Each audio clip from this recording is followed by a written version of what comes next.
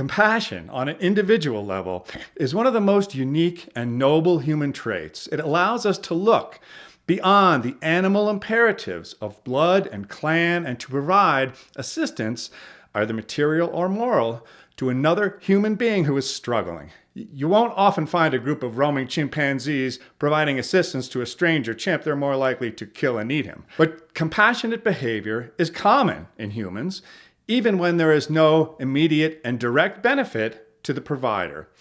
People paint objectivist Ayn Rand as some kind of anti-compassion crusader, but this is completely false. Ayn Rand was very much pro-compassion when it was undertaken by individual choice and based on objective virtues. Now, Ayn Rand was against altruism, which is a generalized, selfless expectation of putting the interests of others ahead of your own. Increasingly, altruism has become embedded as a legal requirement in our societies, with prison as the price for noncompliance in some cases.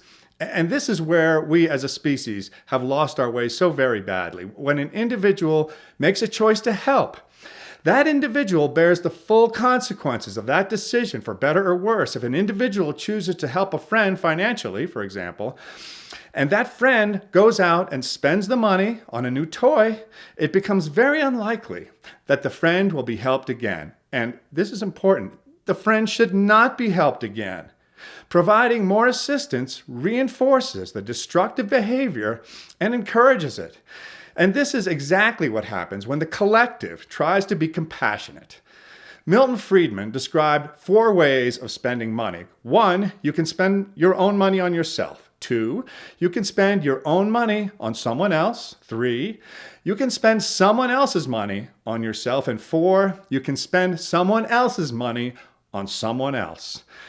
Charlie Munger of Berkshire Hathaway famously said, quite incisively in this case, "Show me the incentives and I will show you the outcome." A person's incentive to make responsible choices with money is directly proportionate to the amount of effort that person has to put into acquiring it. This is only natural. If you've just earned money by cutting lawns for 40 hours a week, or even putting together $1 million business deal, which is much more stressful than cutting lawns, I can tell you, you're going to give much more thought to how that money is spent than if you get it in a check from the government. And you're going to be even less careful if the money goes directly from the government to a third party with no direct cost to you whatsoever. Making things even worse are the middlemen, bureaucrats, who take a cut of this transaction. Not only are they disincentivized to make responsible decisions, they are incentivized to keep bad decisions in place, since that's what pays their salary. Decisions made with other people's money are not made out of compassion, but perversely at their core, out of the desire to punish. What else could it be?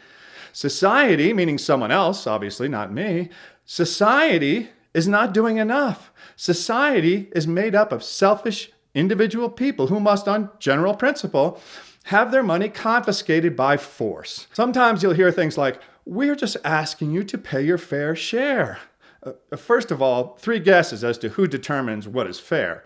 Second, upon declining their polite request, just see how long it takes for the guns to come out. The confusing rat's nest of social programs in place bears no resemblance to anything any thinking person would put in place if their actual goal was to make society better. It's quite obvious that in the vast majority of cases, from welfare to socialized medicine to COVID, assistance attempts at collective compassion are destroying many more lives than they're improving.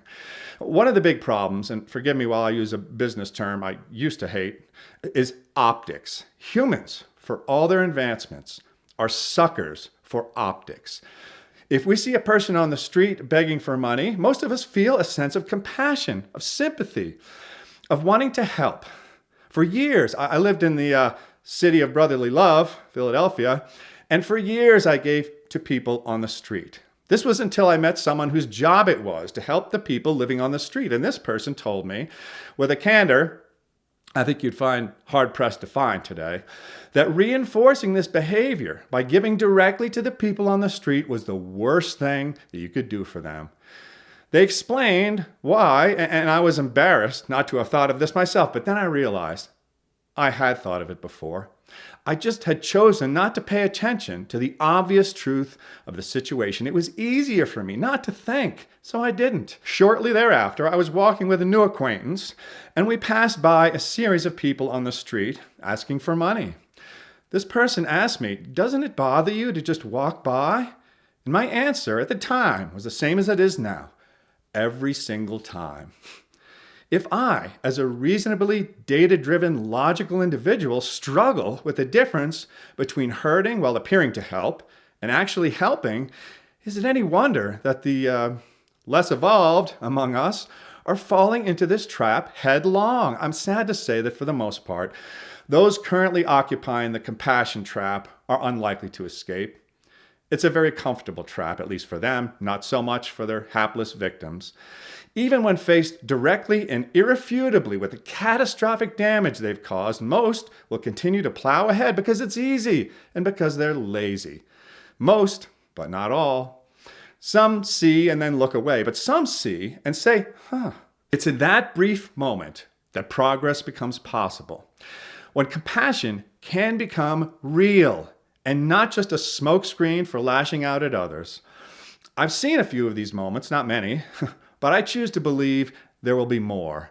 Not so much because I have faith in humanity, but because I think it is likely that in the end, it's what we will need to do to survive. And we are, all of us, survivors.